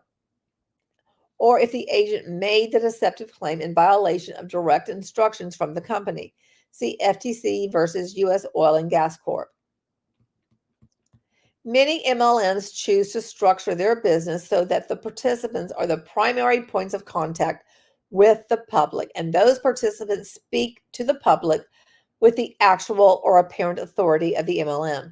As such, the MLM is responsible for ensuring that its participants do not make deceptive or unfair statements, including deceptive claims about what participants can earn or unsubstantiated claims regarding the characteristics of its products. This is true regardless of where the participant statements are made, including on social media and in small group recruiting meetings, or, on Telegram, or in Facebook groups, just, anywhere. Additionally, an MLM may be liable for the deceptive earning claims of its participants if the MLM directly participates in the illegal practice or provides the means and instrumentalities for the deceptive claims. Yep, the fault always lands on the reps. Yep, it does. It's the rep's fault. What can an MLM do to avoid being held liable for the statements of its participants? Is it enough to engage in effective training, monitoring, and enforcement procedures? MLM participants typically act as agents of the MLM. As noted above, federal courts and the FTC have ruled that corporations are liable for the Section 5 Act violations of their agents. There is no safe harbor or exception to this principle under existing law. MLMs should be proactive and ensure their agents do not violate the FTC Act. This may include providing training to agents about what conduct violates the FTC Act, monitoring agents for law violations, and then imposing meaningful discipline on agents who commit illegal acts, requiring agents to obtain approval before making income or product claims, requiring agents to provide the MLM with copies of all their advertisements, including transcripts of private online chats or video conferencing calls, and requiring agents to give the MLM access to all social media platforms or groups where they discuss their business, for example, private social media groups. Further, MLM should ensure that such compliance measures are effective in practice. Case law holds that MLMs are liable for the conduct of their agents, so the onus is on the MLM to ensure that their participants comply with the law. Other compliance topics. Does the FTC enforce laws or regulations other than the FTC Act that relate to MLMs? The FTC enforces a variety of laws and regulations regarding to advertising, marketing, sales, billing, privacy, data security, franchises, and business opportunities, among other topics. These apply or may apply to MLMs depending on the individual MLM circumstances. The FTC may seek monetary remedies from MLMs that engage in fraudulent and dishonest conduct, and for any rule violation and relevant statutory violations that MLMs may engage in, such as telemarketing sales rules, the Restore Online Shoppers Confidence Act, and the Consumer Review Fairness Act. Helpful information for businesses interested in these topics is available at the FTC's Business Center. Are orders obtained as a result of the FTC enforcement actions binding on the multi-level marketing industry? Thank you, Steamship. I love you too. Right, Sweet Goth, the only training is how to scam. Orders obtained through settlements of FTC law enforcement actions are not binding on the entire MLM, multi-level marketing industry. Such orders, however, can be useful to MLMs that are not bound by them. Industry members may choose voluntarily to follow the provisions in these orders or to consider the provisions in developing their own practices and procedures. All industry members have an obligation to follow the law, and the provisions in FTC orders may provide guidance and insights to help them do so. FTC administrative actions that are litigated may result in a final commission decision and cease and desist order. If MLMs engage in activity that the commission determined in a prior litigated administrative order to be an unfair or deceptive practice, the FTC can seek civil penalties from those MLMs in federal court. See, for example, the FTC's Notice of Penalty Offenses concerning money-making opportunities and the Notice of Penalty Offenses concerning deceptive or unfair conduct around endorsements and testimonials. A list of notices and penalty offenses issued by the FTC is available here. 31. How does the FTC consider compliance with industry self-regulated standards in its assessment of MLMs? Belonging to a self-regulatory organization does not shield MLMs engaged in unfair or deceptive practices from FTC law enforcement action. The FTC can and will bring law enforcement action against companies that follow or claim to follow self-regulatory guidelines, but nonetheless violate the FTC Act. What should someone do if they believe an MLM claims or conduct may be unlawful? Individuals or entities who have concerns about an MLM can file a report at reportfraudftc.gov. You can also file a report at Tina Truth in Advertising. I will add that on for you. And there is something else that I want to show you at Truth truth in advertising, which I will show you after we finish this, which we're nearly done and my voice is giving out. 33, are the answers in this document legally binding? No, this is an FTC staff business guidance document. It does not necessarily represent the views of the commission or any commissioner and is not intended to and does not create any rights or obligation with respect to the commission, FTC staff, or the public. I report through the link and I shout at them on X a lot. I know you do. So this document aims to provide guidance to MLMs. It is not intended to provide guidance regarding chain referral schemes, sometimes called chain letters, Ponzi schemes, or other unlawful structures of pyramid schemes that may violate Section 5 of the FTC Act, among other laws, but do give members the right to sell a product or service. So this was put out in April of this year. Okay, let me find now truth in advertising.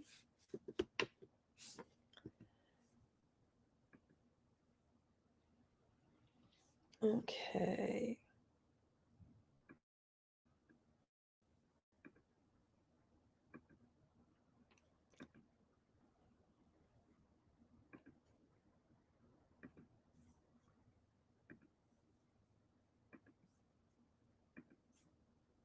As you can report an ad.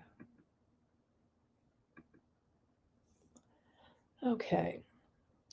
Now I'm going to have to wander around in here because I can't remember where it is.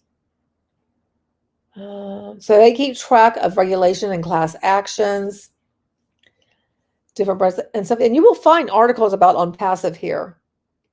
And there is one on Nilo Life as well.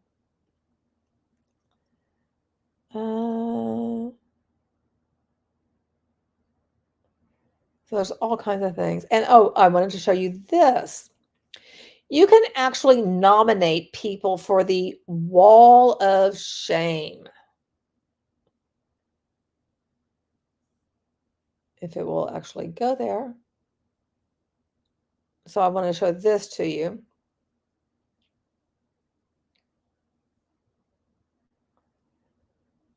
Should I play the Jeopardy song? Do do do do do do do do do do do do do do do.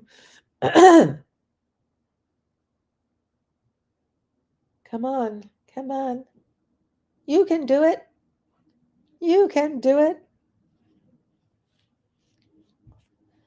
Oh, I'm quite sure that you do. I am quite sure that you do. And we probably have some of the same ones.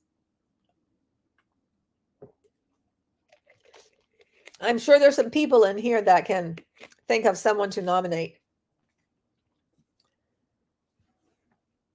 Why is this taking like forever?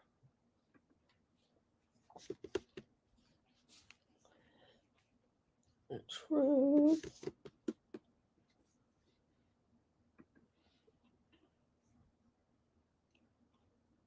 Okay. We're not reporting an ad. There should be, it might take me a while to, the wall of shame is taking like forever to.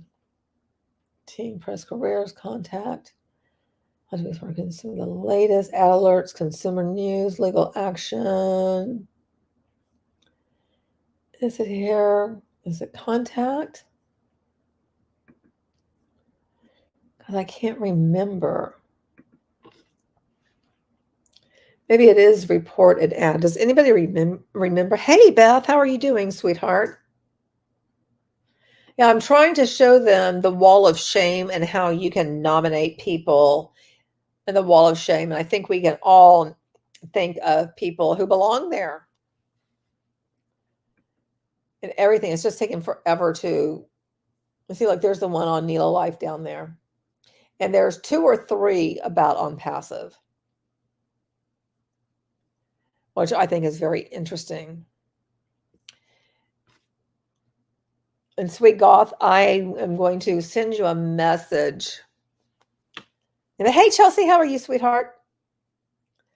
Okay, so, okay, tips, see a scam or deceptive ad. This is where you can do it. So, If you have a tip that something is scammy, you can report it here. Just like how you can report at FTC about a scam, you can also report things here. So I just wanted to make sure that you guys are aware of that. And they may contact you and may follow up on here because, you can put in different information here. And then permission to share contact info with journalists and all of that sort of stuff. So you can just go through here. And it also says, permission to share contact with information with government regulators. So if you are concerned about just going to the FTC directly, you can always put something in here to truth in advertising. Hello there, Pin2. I'm not sure if I said your name correctly, and if I said it incorrectly, I apologize in advance. I am terrible with name announcements, I'm sorry. Okay, finally, the wall of shame. Okay. And they're like, what do Tom Brady, Kim Kardashian, and Dr. Oz all have in common? Well, they're all members of the wall of shame. So here you have it. All of these people are part of the wall of shame. And I love that Jake Paul and Logan Paul are here, along with Elizabeth Holmes.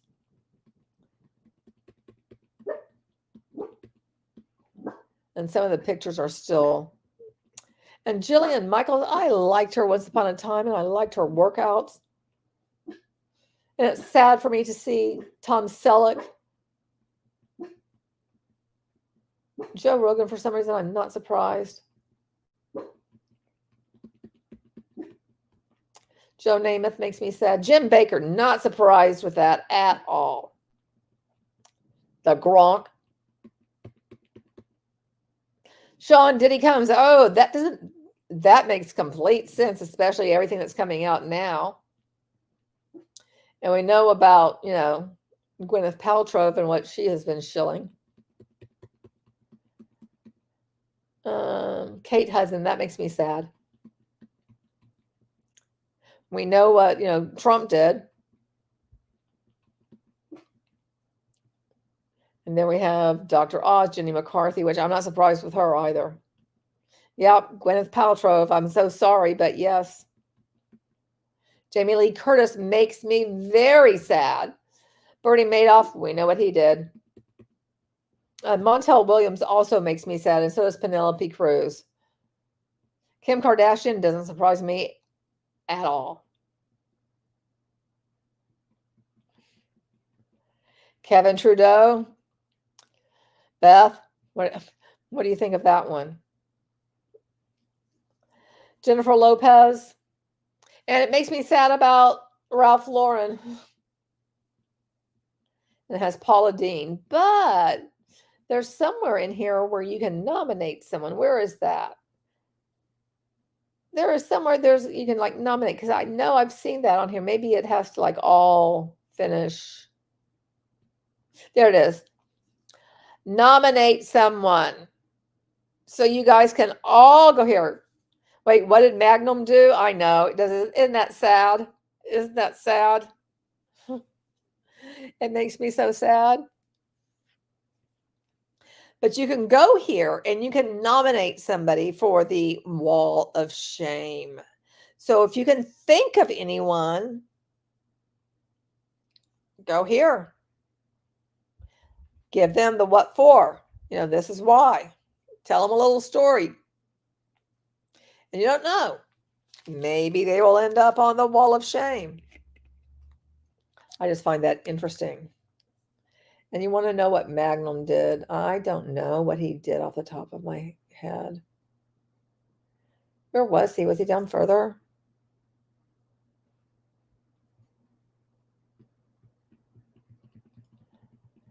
Where was he?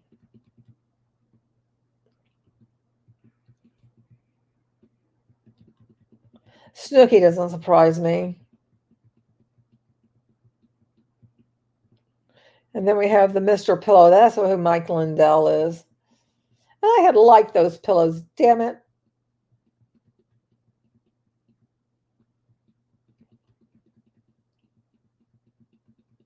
Where was, there he is. Okay. And this was 2021. This makes me sad. Will it tell me what he did? Can I click on him? Does it tell me below that? Ah, it does.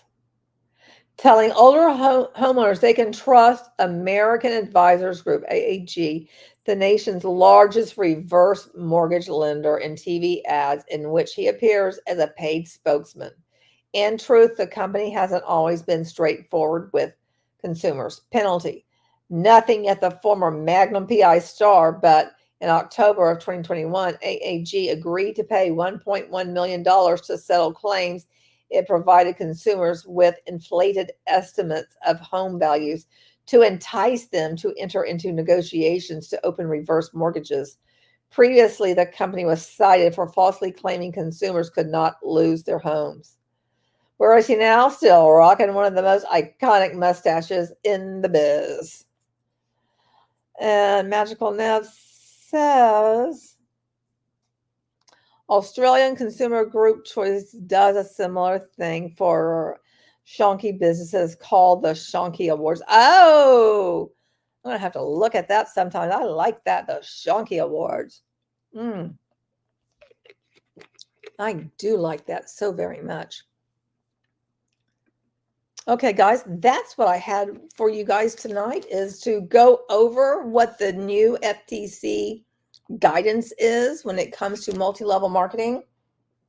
And when the videos come out for the conference, because there was somebody, an FTC representative, who gave a presentation and went over not all of these points that I read to you today, but went over some of the key points and gave the rationale for them. So when we watch that together, now you know where it's all coming from. It's all coming from. I'll put the link to this in the chat for you. It comes right from here. And I did put a graphic on my community tab, which tells you the difference of what the guidance is versus FTC law, FTC guidance versus FTC law.